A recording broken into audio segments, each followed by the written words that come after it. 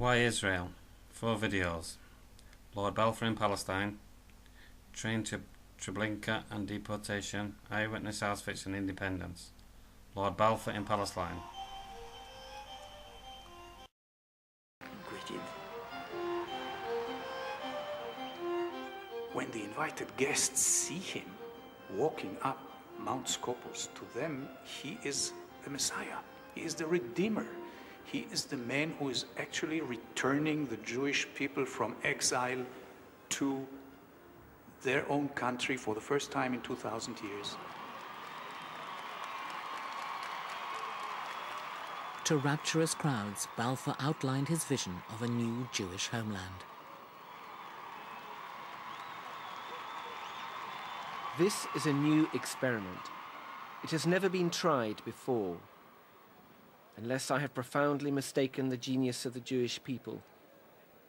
The experiment is predestined to inevitable success, on which not only men of Jewish birth, but others sharing the common civilization of the world will have reason to congratulate themselves. I always say he looks messianic. I can't think of any other word. He was wearing one of these university robes, and he had this hair that was all over the place, and he was using his hands a lot as he spoke. My parents told me, this is it. That's what we've been waiting for.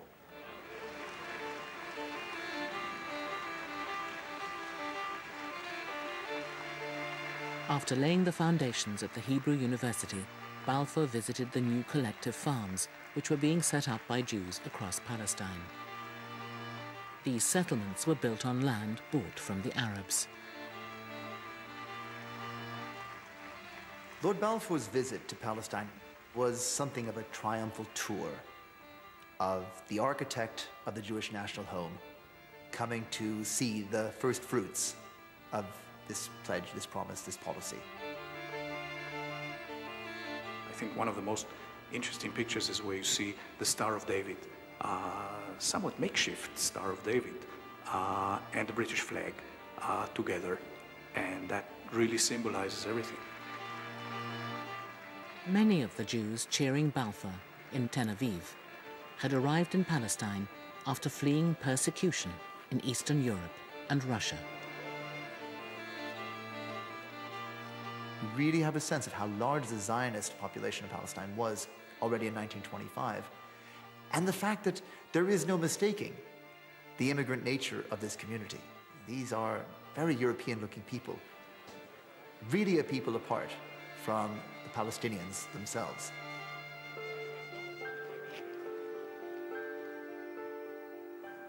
Obviously, these are very one-sided pictures because they only show the Zionist joy. They don't show the reaction of the Arabs to Balfour's visit.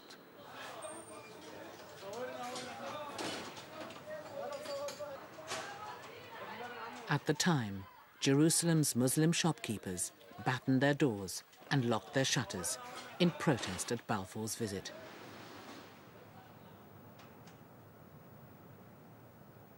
People were very upset. There was a general strike. They dressed in mourning.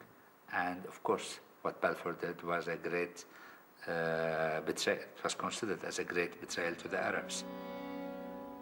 While Palestinian Arabs were left in despair, for many Zionists, Balfour's policy was a moment of destiny.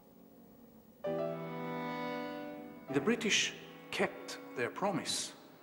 It was with British assistance that the Zionist movement was able to bring tens of thousands of Jews to Palestine. That eventually led to the establishment of the State of Israel.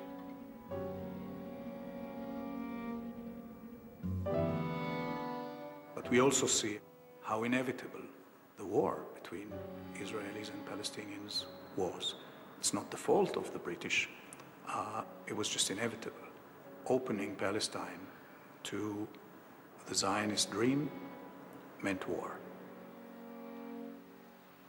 In 1948, the State of Israel was established. Almost a quarter of a century after his visit, Balfour's promise had become a political reality.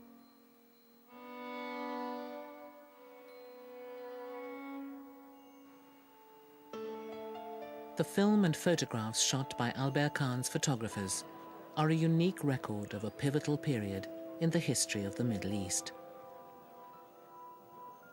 They witness the destruction of empires and the birth of nations, the triumphant realization of political dreams for some, and the nightmarish experience of dispossession for others. Kahn's cameras captured some of the most important events of the age. Preserving moments that changed the face of this troubled region forever.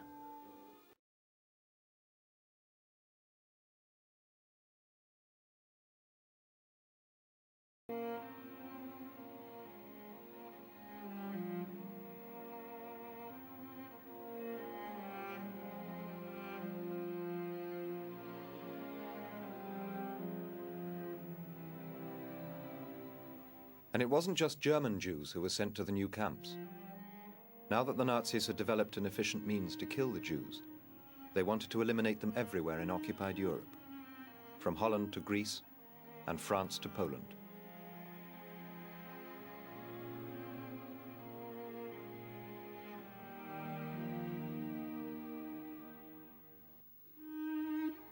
Other groups the Nazis considered a threat were also to suffer.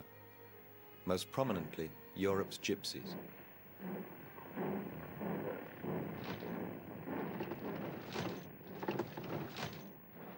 Trains converged on Nazi-occupied Poland and its extermination centers. This film shows Jews from Bulgarian-occupied territory being transported to Treblinka.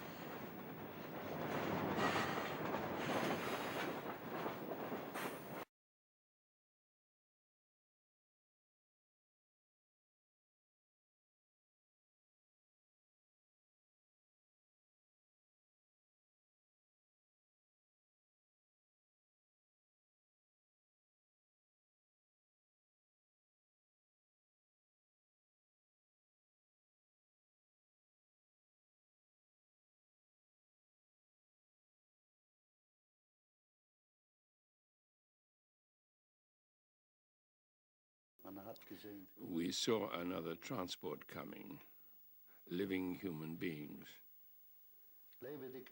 lovely human beings, and we knew what was going to happen to them. The Germans were telling them, you're going to get some hot showers, make the shoes tied zusammen, I remember that, to tie the shoes together, so when they're coming out, they go to find the shoes together again for the people. So the people were not suspicious that they were going in the gas chamber. The people who were in there were still laughing, and they were still asking where they were. But we could only be quiet and not say anything about what was going to happen to them. If we had told them, they would have suffered even more. They would have started to scream and cry. They closed the door, and 3,000 people at a time. I was getting away from there. I couldn't stand the voices. They were calling in Hebrew. Shema Israel Adonai Eloheinu Adonai Echad. The scream was our most holy prayer, Das Shema Israel, and the SS man turned it into a German phrase, Schmaß rein, which means chuck them in.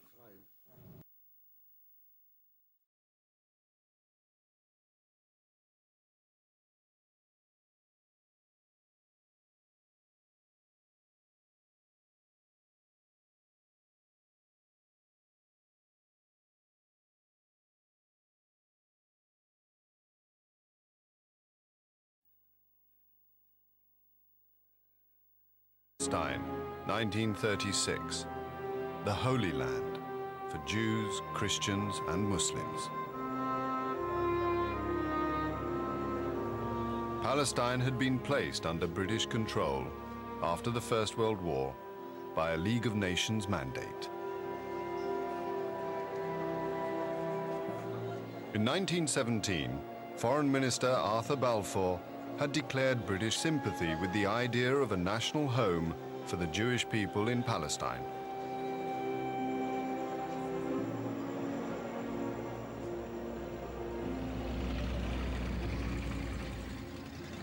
Over the next 20 years, Jewish settlers pour into the country to escape discrimination elsewhere.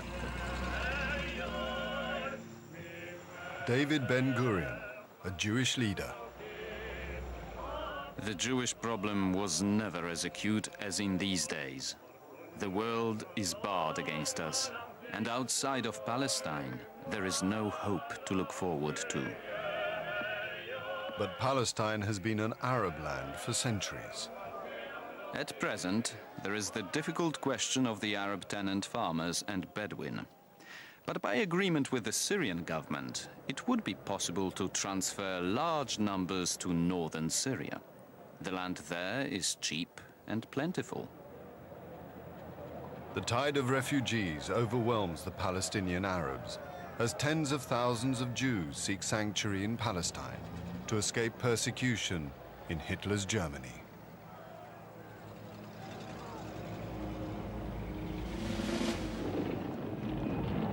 In April 1936, the Arabs rise in revolt against the growing number of Jewish immigrants.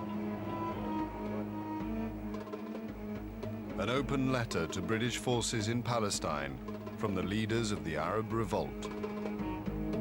The cruelty is to try and deprive us of our homes and our honor, to give our lands to the Jews, who are expelled by all the civilized nations. We are your friends if you behave faithfully. We are men of dignity and valor.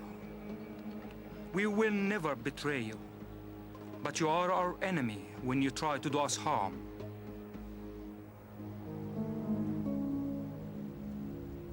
After attacks by the Arabs, the Jews arm themselves and fortify their settlements. The British send in extra troops. Major David Kennard, Coldstream Guards. 18th of October, 1936. After Lydda, the line twisted up the sides of the ravines. The scenery was fascinating, but no vegetation of any kind, just loose stones. One of the men was heard to remark, "Cor blimey, I thought that this was a land flowing with milk and honey. Well, as far as I can see, it's 15 men to a tin of milk and no bloody bees."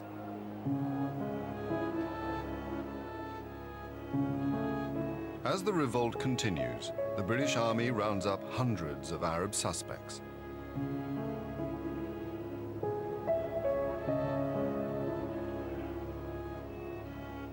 The whole battalion cordoned Silwan.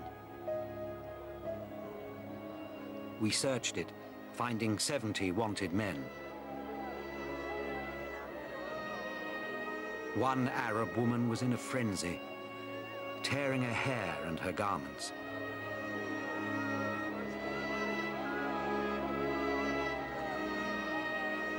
I stayed behind to help our informer.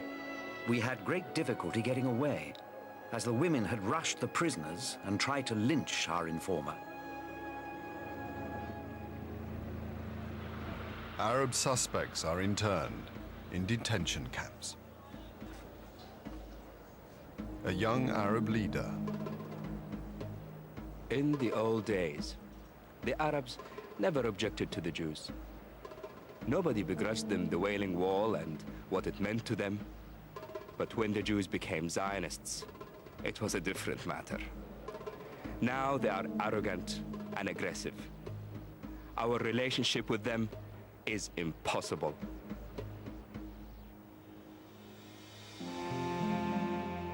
The British High Commissioner in Palestine, Sir Harold McMichael, September 1938. The position is deteriorating rapidly. This Arab revolt is an attempt to achieve the complete reversal of government policy regarding Jewish immigration. With war looming against Germany, the British government does reverse its position. Britain will need its Arab allies and their oil. British Prime Minister Neville Chamberlain, April 1939. We are now compelled to consider the Palestine problem from the point of view of its effect on the international situation. If we must offend one side, let us offend the Jews rather than the Arabs. The British decide to limit Jewish immigration so that a future Palestinian state will be controlled by an Arab majority. The Jewish settlers are left barricaded in their camps.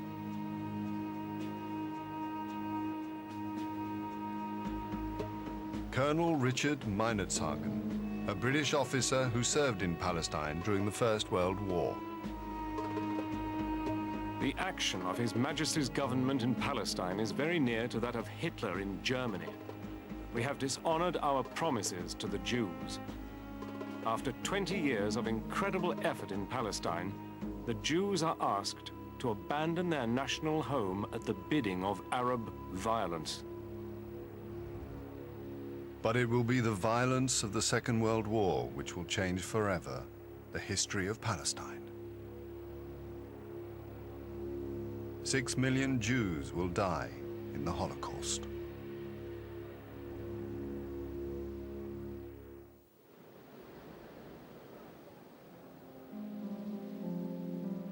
For the survivors of the Holocaust, Palestine is their salvation. The diary of a Polish Jew, a survivor of the death camps, part of the exodus of Jewish refugees to Palestine at the end of the war. I am Gershon Rabinowicz from Kraków in Poland. From where I stand, Palestine looks like paradise. It is the first clear light I have seen in all my 17 years. It is hard to say what we see as our ship touches the promised land, for our eyes are filled with tears. Do you know what it is to be welcomed after a lifetime of being hated and hunted from land to land?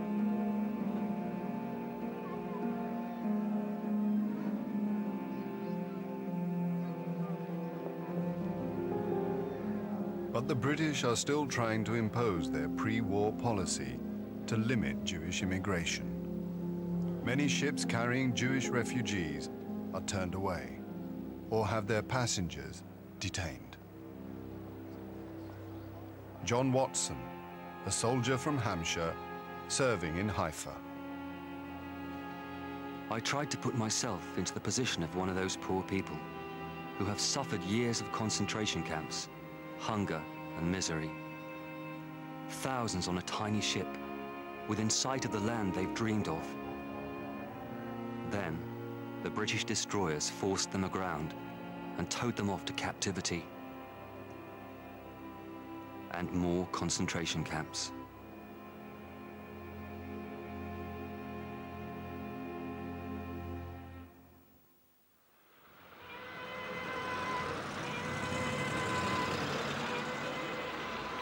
By the end of 1945, British forces in Palestine are in the midst of a Jewish revolt, even more violent than the pre-war Arab revolt. The Jewish Defense Force, the Haganah, and its terrorist offshoot, the Stern Gang, try to force the British authorities to open Palestine to the thousands of Jews desperate to enter the country. Geula Cohen, a member of the Stern Gang. There will be no peace for Great Britain in Palestine. Jewish fighters will strike for their people. We've been betrayed by Britain. Therefore, we condemn you. Therefore, we wage war upon you. Here is the news. This is Richard Williams calling from Jerusalem. Saturday night, heavy firing broke out. Members of the Stern Gang had attacked 2 Arab houses, alleged to be snipers' posts. They succeeded in blowing them up. Michael Lang, a British soldier serving in Palestine. the Jewish terrorist group the Stern Gang have blown up the government admin wing of the King David Hotel, Jerusalem. 100 believed killed, many others injured. Casualties include Arabs, Jews, and British. There's something particularly obscene about indiscriminate murder by terrorists, posing as freedom fighters. Despite escalating terrorist activity, the horror of the Holocaust has had a profound effect on world opinion, especially in America. There is little support for Britain's continued involvement.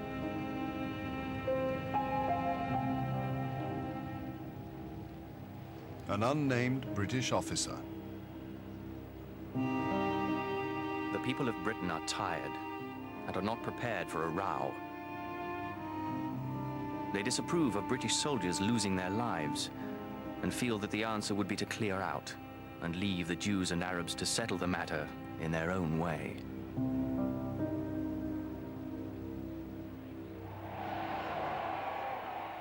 In September 1947, the British government surrenders its mandate in Palestine. Ernest Bevin, British Foreign Secretary. We have decided that we are unable to impose a solution of our own. The only course now open to us is to submit the problem to the judgment of the United Nations.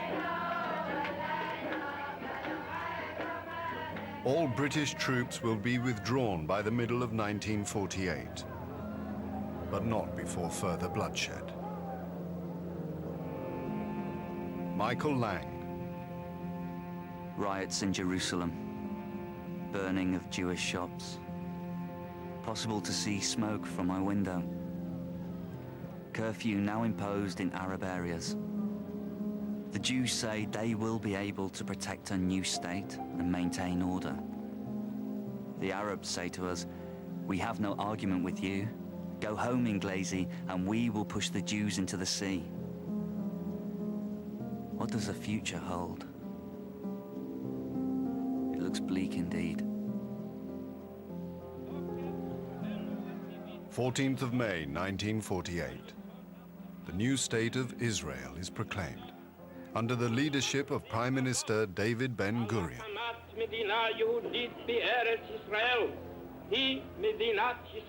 The new Jewish state is immediately convulsed by war, with its own Arab population and its Arab neighbors, Egypt, Syria, and Jordan. Within 6 months, Israel's galvanized citizen army is victorious on all fronts.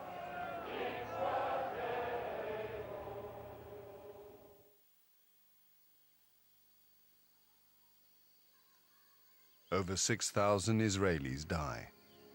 Combined Arab losses total more than 15,000.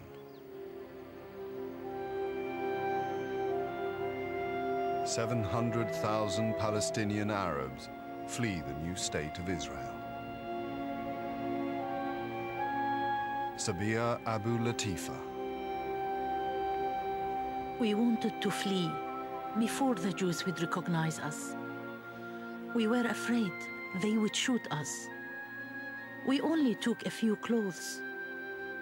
We didn't think we'd go forever. The Israeli army marches in victory. Britain's 30-year rule in the Holy Land has come to an ignominious end. Richard Meinertzhagen. The British government has abandoned Palestine, same as in India. We have had to slink out, despised by all. We have left behind a hatred that will not die for generations. It is a glaring admission of failure, unprecedented in the history of our empire.